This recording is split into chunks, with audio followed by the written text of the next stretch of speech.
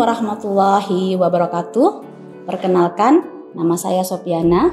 Saya salah satu dosen di Politeknik Negeri Ketapang, Kalimantan Barat. Alhamdulillah, saya diamanatkan untuk mengajar di program studi teknologi produksi tanaman perkebunan D4 mulai tahun 2016 sampai saat ini. Alhamdulillah juga, saya diamanatkan untuk mengajar beberapa mata kuliah inti di program studi teknologi produksi tanaman perkebunan. Salah satunya adalah budidaya tanaman karet. Mata kuliah budidaya tanaman karet ini termasuk ke dalam 3 SKS, 1 SKS teori, dan 2 SKS praktikum. Dengan pertemuan 6 jam selama 1 minggu. Sistem perkuliahan yang saya lakukan yaitu 60% offline dan 40% online yang diselenggarakan selama 16 kali pertemuan termasuk UTS dan UAS dalam 1 semester. Sebelum perkuliahan dan praktikum berlangsung, saya sudah menge-share materi maupun job sheet kepada mahasiswa baik melalui Siakat, Adlink maupun WhatsApp group dengan tujuan agar mahasiswa bisa mempelajari materi sebelum perkuliahan berlangsung. Perkuliahan selalu saya awali dengan mengucapkan salam. Saya juga menyampaikan kontrak kuliah di awal pertemuan dengan tujuan agar saya maupun mahasiswa berkomitmen untuk tidak terlambat dalam perkuliahan di kelas. Adapun deskripsi mata kuliah budidaya tanaman karet ini yaitu menjelaskan tentang sejarah, perkembangan, prospek dan manfaat tanaman karet, serat tumbuh dan botaninya, jenis-jenis karet, teknik pembibitan batang bawah, teknik pembangunan kebun entris, teknik persiapan bahan tanam dengan teknik okulasi, teknik penanaman tanaman penutup tanah. Selain itu juga menjelaskan tentang tahapan pengolahan lahan dan penanaman karet, pemeliharaan, pengendalian hama dan penyakit, teknik penyadapan, penyebab terjadinya prakoagulasi dan langkah pencegahannya, serta tahapan pengolahan lateks yang baik dan benar. Di pertemuan pertama saya sudah menyampaikan tugas untuk mahasiswa yang dikerjakan secara mandiri dengan judul tugasnya yaitu meningkatkan produktivitas tanaman karet dengan objek garapannya yaitu bibit unggul, produksi lateks, alih fungsi lahan, dan pemeliharaan serta peremajaan tanaman. Dengan indikator, kriteria, dan bobot penilaiannya yaitu karya tulis 40%, penyusunan slide presentasi 20%, presentasi 40%, yang mana presentasi penilaian tugas adalah 20% dari 100% penilaian pada mata kuliah ini. Bentuk pembelajaran yang saya berikan yaitu ceramah, diskusi, dan demonstrasi. Materi saya kemas dalam bentuk PPT, namun beberapa materi khusus seperti identifikasi klon-klon karet dan persiapan bahan tanam unggul dengan teknik okulasi saya demonstrasikan langsung di dalam kelas. Setelah perkuliahan teori selesai, maka materi yang telah dipelajari akan dipraktekkan langsung oleh mahasiswa di kegiatan praktikum, sehingga mahasiswa tidak hanya mendapatkan pengetahuan saja, namun skill mahasiswa juga terbangun. Adapun capaian pembelajaran dari mata kuliah ini, yaitu mahasiswa mampu menjelaskan sejarah, perkembangan, produktivitas, dan manfaat tanaman karet. Mahasiswa mampu menjelaskan syarat tumbuh dan botani tanaman karet. Mahasiswa mampu menjelaskan dan mengidentifikasi klon-klon karet yang ada di Indonesia, khususnya di Kalimantan Barat, Kabupaten Ketapang. Mahasiswa mampu menjelaskan teknik pembibitan batang bawah. Mahasiswa mampu menjelaskan teknik pembangunan kebun entris. Mahasiswa mampu menjelaskan teknik persiapan bahan tanam unggul dengan teknik okulasi. Mahasiswa mampu menjelaskan teknik penanaman tanaman penutup tanah. Mahasiswa mampu menjelaskan tahapan pengelolaan lahan dan penanaman karet. Mahasiswa mampu menjelaskan teknik pemeliharaan tanaman belum menghasilkan dan tanaman menghasilkan. Mahasiswa mampu menjelaskan jenis-jenis hama tanaman karet dan teknik pengendaliannya. Mahasiswa mampu menjelaskan jenis-jenis penyakit tanaman karet dan teknik pengendaliannya. Mahasiswa mampu menjelaskan teknik penyadapan. Mahasiswa mampu menjelaskan penyebab terjadinya prakoagulasi pada lateks dan langkah pencegahannya. Mahasiswa mampu menjelaskan tahapan dan pengolahan lateks. Kriteria penilaian mata kuliah ini merujuk pada penilaian dengan rubrik yaitu terdiri dari 4 unsur. Yang pertama adalah teori yang terdiri dari tugas dengan persentase 20%, UTS 30%, UAS 40%, dan kehadiran 10%, sehingga total keseluruhan adalah 100%. Untuk praktikum itu terdiri dari kuis dengan persentase 20%, laporan praktikum 40%, ujian praktikum 30%, sikap 10%, sehingga total keseluruhan adalah 100%. Untuk kreativitas dan pemahaman mahasiswa, seperti penyampaian pendapat terhadap persoalan yang diberikan di kelas merupakan bonus yang nantinya akan ditambahkan pada nilai akhir. Untuk kedisiplinan dan kejujuran seperti keterlambatan dalam kehadiran di kelas dan kecurangan dalam mengerjakan tugas, tes, atau ujian bisa dipenalti yang nantinya akan dikurangi dengan nilai akhir. Penentuan nilai akhir mata kuliah dihitung dengan rentang nilai 00,00 sampai 100, yang mana mahasiswa dinyatakan lulus adalah mahasiswa yang mendapatkan nilai 34,51 sampai 100 yang dinyatakan dengan huruf A, B, C, dan D. Sedangkan yang tidak lulus adalah mahasiswa yang mendapatkan nilai 00,00 sampai 34,50 yang dinyatakan dengan huruf E. Untuk kegiatan perkuliahan di kelas dan praktikum di lapangan dapat dilihat pada video berikut ini. Assalamualaikum warahmatullahi wabarakatuh. Waalaikumsalam warahmatullahi wabarakatuh. Selamat pagi dan salam sejahtera kita semua.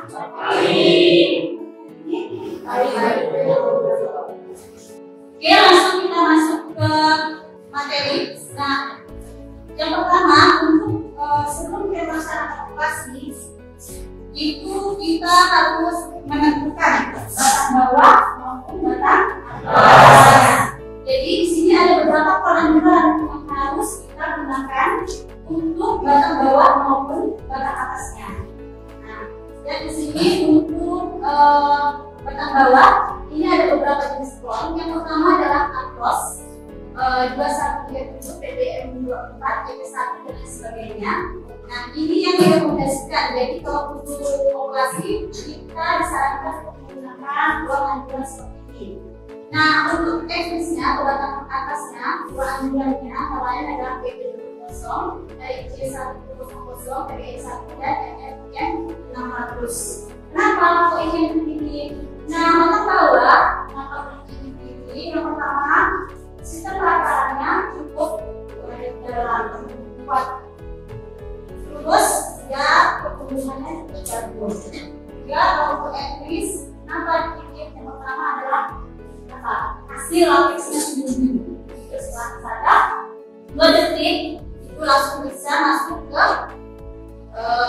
wadah atau tempat turunnya lateks. Nah, pertama untuk perempuan PB60 ini 2 detik kita dari sarapan itu langsung sampai ke tempat penampungan atau wadahnya itu.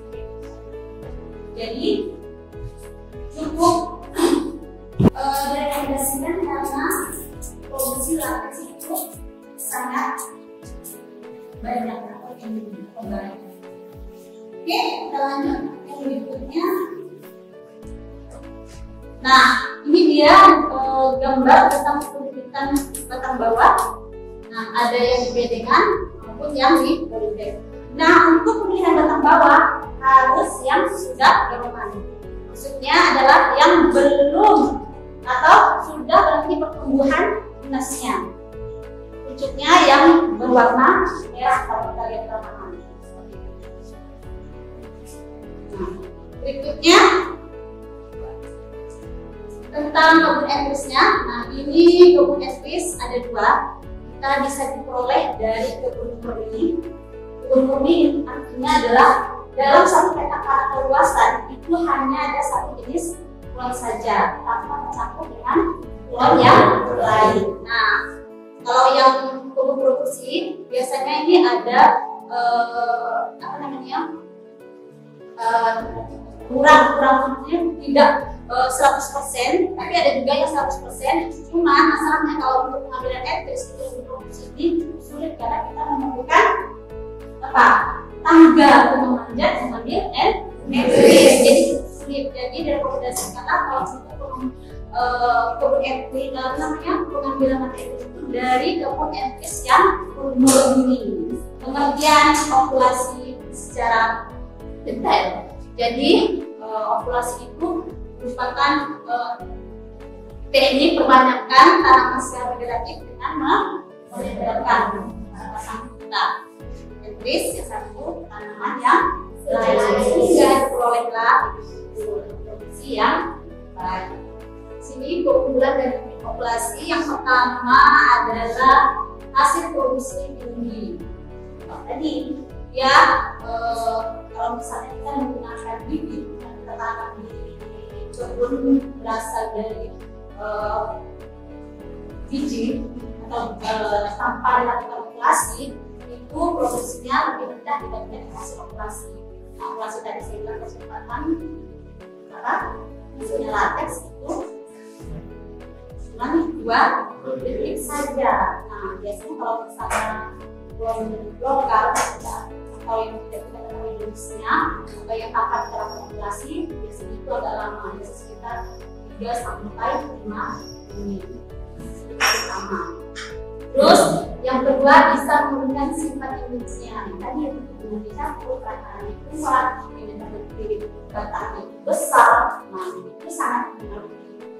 Terus dapat dikembangbiakkan dengan jumlah banyak, tentunya ya kalau misalnya kita dengan cara biji itu kan tentu tadi produksinya lama, jadi populasi dia banyak. Terus kalau kita lihat dari etnis yang kita gunakan seperti ini, itu bisa bahan tanam kita hasilkan satu etnis ini bisa sampai puluhan hasil tanaman barunya.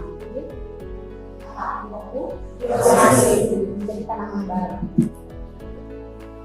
Oke, terus dapat umur produksi lebih cepat. Nah ini yang paling penting karena kalau siapa sih yang nggak mau ya kalau misalnya tanaman itu cepat menghasilkan. Nah ini juga umur produksi ini lebih cepat. Nah kalau hasil populasi itu berapa lama? Kalau kita jadi hasil populasi kita tanam di lapangan, panennya itu berapa lama? Panennya maksudnya itu punya data sekitar 3 tahunan. Nah ya benar. Jadi umur produksi untuk bibit unggul itu cepat sekitar 3-5 tahun kita bisa melakukan penyebaran. Beda kan bibit yang berasal dari biji itu bisa 8-10 tahun. Selanjutnya ini ada tentang kelemahan populasi. Yang pertama umur tanaman lebih pendek karena saat lebih awal bentuknya masa produksinya akan lebih singkat. Terus masa produksi lebih pendek, tidak tahan terhadap hama dan penyakit.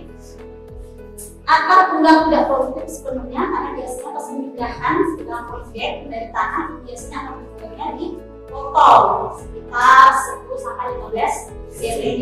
Nah, terus biaya operasi lebih tinggi ya tentunya karena kita harus persiapan alat dan bahan yang harus kita beli. Oke. Tahapan berikutnya yaitu tentang kegiatan ovulasi. Nah, di sini ada syarat yang harus kita penuhi sebelum melaksanakan ovulasi. Yang pertama, kedua lapisan gambut itu harus menyatu antara batang atas dan batang bawah. Nah, jadi jangan sampai ada geseran ataupun tidak pas dalam penempelan batang bawahnya. Terus tidak dianjurkan melakukan ovulasi pada batang bawah dalam keadaan basah. Berikutnya, peralatan atau pisau ovulasi itu harus tajam, bersih, atau steril. Itu harus sangat-sangat penting diperhatikan karena kalau misalnya tidak tajam bisa rusak ya batang bawah tapi pengambilan embriosnya. Terus kalau tidak steril tentunya nanti masuk bakteri sehingga merusak jenis maupun batang infeksi batang bawah dan embrios. Terus pekerjaan melaksanakan kegiatan juga harus dalam keadaan bersih atau steril. Jadi tidak juga harus bersih. Jangan habis dari megang tanah langsung okulasi. Tidak boleh, tangannya harus dibersihkan terlebih dahulu. Terus untuk okulasi juga nanti batangnya juga harus dibersihkan menggunakan kain lapar. Terus berikutnya pekerjaan harus teliti dasar baja, jangan buru-buru. Nanti harusnya kita menyayat ke bawah, malah tersayat ke jari. Oke, kita lanjut. Tapi sebelum lanjut ada pertanyaan sampai sini. Yang papan okulasi biasanya digunakan umur yang berapa minggu? Jadi okulasi itu ada 3 jenis. Ini sekarang kita jawab pertanyaan dari Mus.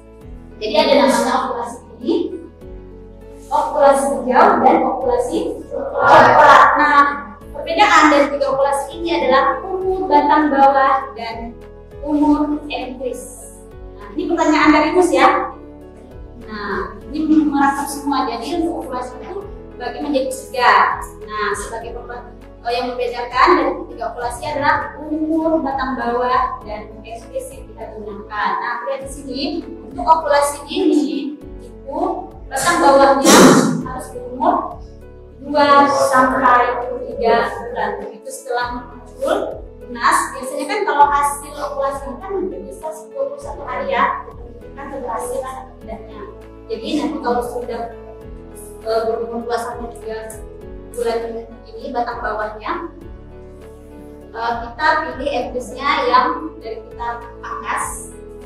Entrisnya kita pangkas itu sekitar 3 sampai 4 minggu batang yang muncul, itu yang kita gunakan sebagai entrisnya. Itu kita sebut dengan okulasi dini karena umurnya masih muda. Nah, berikutnya ada namanya okulasi hijau. Nah, batang bawahnya harus berumur 4 sampai 6 bulan dengan umur entris bisa juga 4 sampai 6 bulan. Ini okulasi coklat ini bisa dilihat perbedaannya. Kalau ini hijau muda. Kalau hijau, okulasi hijau warnanya hijau pekat. Nah, berbeda lagi dengan okulasi coklat. Okulasi coklat itu batang bawahnya berumur 7 sampai 18 bulan dan umur entrisnya sekitar 7 sampai 12 bulan. Nah, yang depan ini gimana, Bu? Nah, ini batang bawah berumur 7 bulan setengah. Jadi kalau kita bolehkan, ini kita melaksanakan okulasi apa? Okulasi coklat. Nah, entris kita yang menggunakan juga ini berbesar sudah 11 bulan. Jadi ini sesuai ya, sesuai dengan syarat untuk okulasi baik batang bawah maupun batang atasnya. Oke,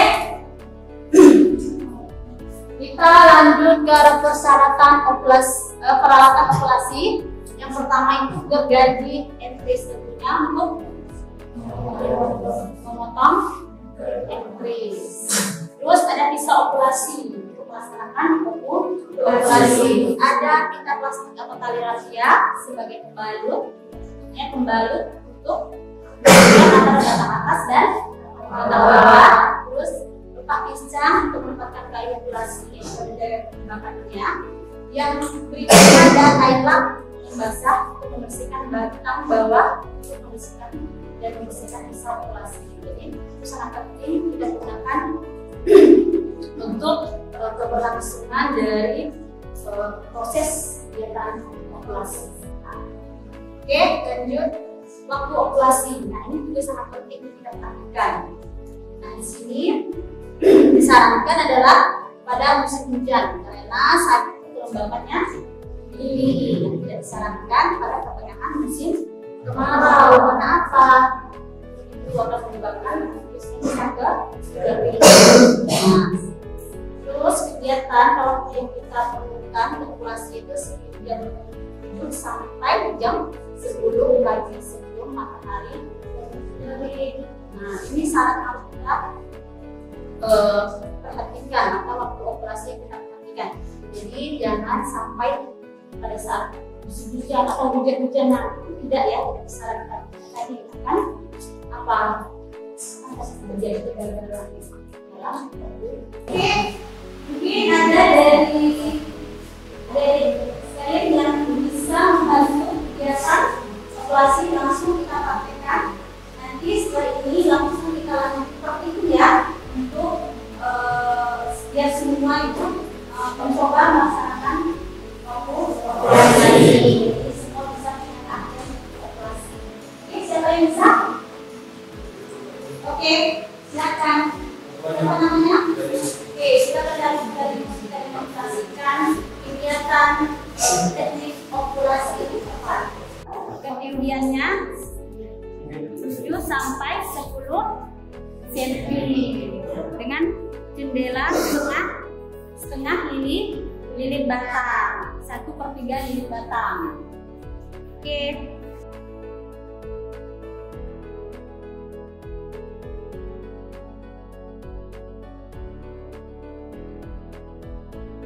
Yang selesai.